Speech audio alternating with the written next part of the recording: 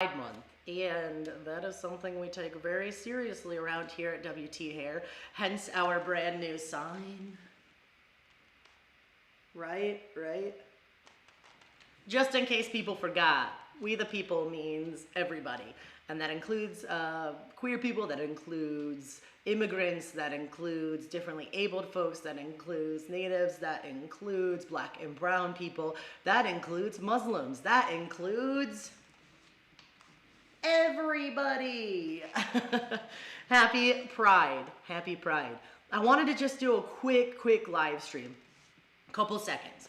And I wanted to talk about what pride means to me, right? What pride is, what it isn't, and what I hope it will be in the future. So for me, pride is pride is an experience in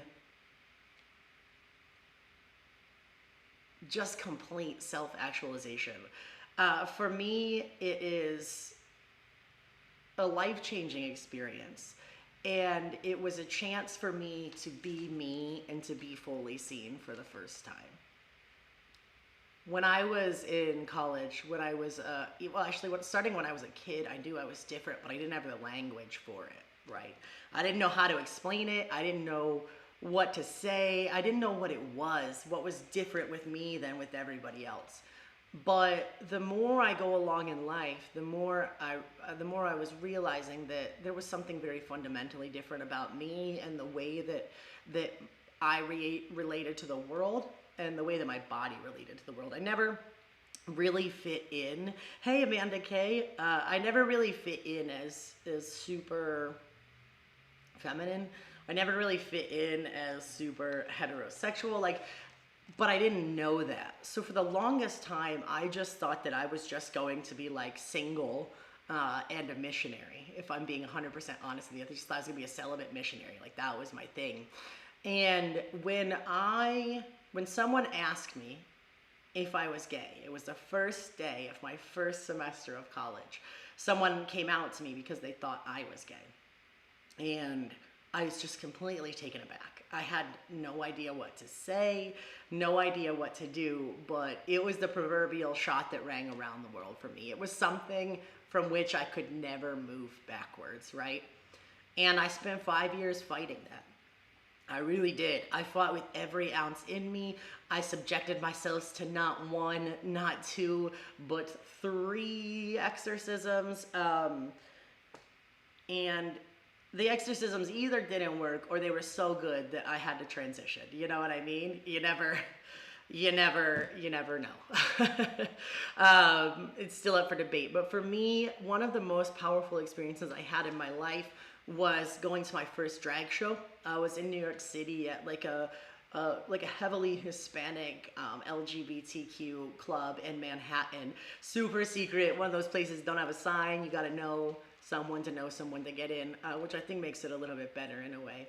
And I was sitting on the floor as a drag queen came out. And I remember just being like sweaty and covered in glitter and slightly anxious. And then the queen came out and it's almost like everything went silent for me. Because I looked around the room, like I saw her dancing and I looked around the room and I saw all the people that were there and the amount of acceptance and love. And the funniest part was I was actually there with people from my college. I think we're past the statute of limitations on that I can say I was there with people from my Christian college. But it was really the first moment that I felt seen. And it would be another couple years before I actually got to go to a Pride, but I just remembered that moment of being fully alive, being fully myself, and being fully seen. And to me, that's the holiest kind of moment that you can get. That's the most spiritual kind of moment that you can get right there, where you're fully seen and you're fully accepted at the same time. And I think that was one of the most powerful influences in my life. And so for me, pride means being seen as a person, and it also means seeing other people. I have a couple shirts that I wear around town My wife likes to joke that like 90% of my shirts are like activist shirts, which like guilty as charged. That's just how it is. But I have a shirt. This is like, I'm not black, but I see you. And I think because of my experience of being queer, I'm hyper aware of making sure that people feel seen and actualized and accepted for themselves. Now, I also have to admit that I have a large amount of privilege, so I can't fully understand what it is to be black or brown or Muslim in America, because for most of my life, and well, I mean, even now, still, like, I'm in the majority. Like, people sometimes think I'm a straight white male, which is like a really weird flex, because like straight, no, and male, definitely not.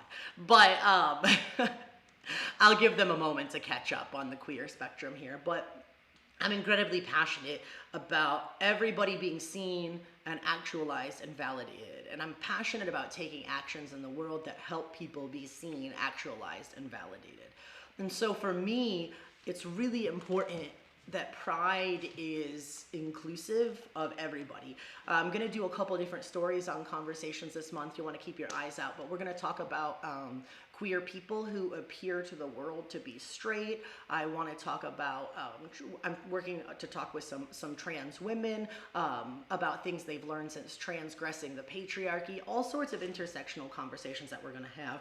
I did some, if you haven't seen it up on YouTube right now, I did a video with some LGBTQ Amish folks. I did a video with an LGBTQ Muslim friend of mine. And it's just really important to remember that the majority is only the majority right now, because the rest of us are kind of off in the shadows. But here's the thing, like, we are a weird bunch of misfit, different, unique, quirky, eclectic people. But if we all bind together, then guess what? We become the majority, and the majority becomes open and it becomes accepting. And I think that's what I really want to do with my Pride Month this year, is to encourage folks to be open and inclusive and accepting.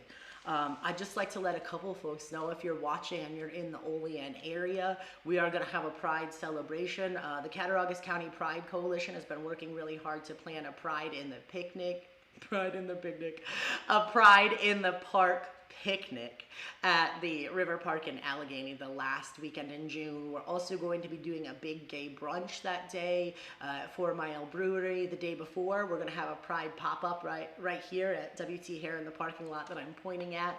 And then that Friday night, the night before that, we're going to do a Take Pride protest with the Olean Regional Justice Coalition. It's just going to be based on awareness, so that we can help people see that there is intersectionality and diversity, and it exists here in rural America. I hope that if any of you are around, that you can come. Elizabeth, I see you. How's it going? I can't wait to get you back on the show, Elizabeth. Really, there's so much more we can talk about. I'm really pumped about it. So, but the thing is about rural America is that people always assume that rural America means bigots and homophobes and transphobes and racists. But the other fact that people forget to consider is that there are queer people here. We're here and we're queer.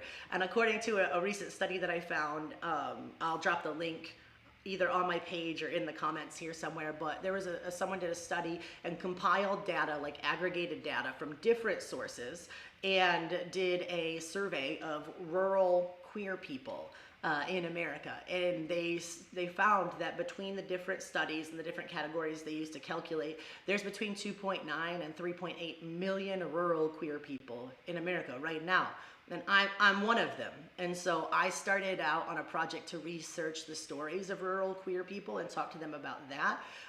And also there's all of that, the research going on, which I'll point out. So it's gonna be fun, I think, to reclaim the narrative of rural America as a place that can be open and affirming and accepting. In that vein, the pop-up shop here and the protest for ORJC, we're going to go by the title of Take Pride. Pride stands for Proudly Representing Intersectionality, Diversity, and Equity. And that's what we're going to be all about. That's what's going down. That's how it's happening. That's what we're doing, man. Representing intersectionality, diversity, and equity for all. And that's what we're doing with Pride Month, right? We're standing up and we're saying everybody matters. Every voice matters. Every story matters. And we're going to work to create the safest, bravest space we can for people to be actualized and seen. That's the plan. That's what Pride is. That's what we're trying to do. Really pumped about it. If you're in the Olean area, I hope you come. It's going to be a good time. It's going to be a great time, actually. And also this Thursday, super dope, at Salamanca High School, there's going to be a Pride flag raising ceremony, and I'm going to be speaking there, which I'm really, really excited about. I'm so proud of the students at Salamanca High School because they lobbied the school board to put the Pride flag up for Pride Month. And this was a movement led by students, started by students, and finished by students. And I'm so proud of them. So keep your eyes peeled on these channels for all sorts of Pride updates for sure. And also, if you're in the Olean area, come visit us. You know what I mean? Come visit us. Natalie, I am super excited for all the queer events. Super excited. And Susan, I believe you can bring a dish for the picnic if you would like. We are also trying to get food trucks there. So I'll double check. I haven't been heavily involved in the planning because of being in grad school, starting grad school this past semester. But there's a team of people working on it, and it's going to be dope. So check the Cattaraugus County Pride Coalition page for details on the picnic. And hopefully we'll be able to pull together some of the advertising. I'll put it all on the conversations page so you folks can see it all. My friends, happy Pride. Be seen. Be authentic. It's worth it. If you can't, also on a side note, if you can't come out yet, that's okay. There are lots of reasons that it is difficult to come out. And if you're not financially independent, if you live with someone who may be abusive, like take those things into mind. But you still are valid and you still belong. And you can disclose to anybody on any level, private or public, and your story is valid. Your story is valid whether you can be seen or not, but I want you to know that I see you and I'm looking. And I want to know more. So if you need safe space, come hide out at WT Hair. We can chat. But your story is valid. You are valid. And your authentic self is true and good and right and holy. Absolutely. I will talk to you all later.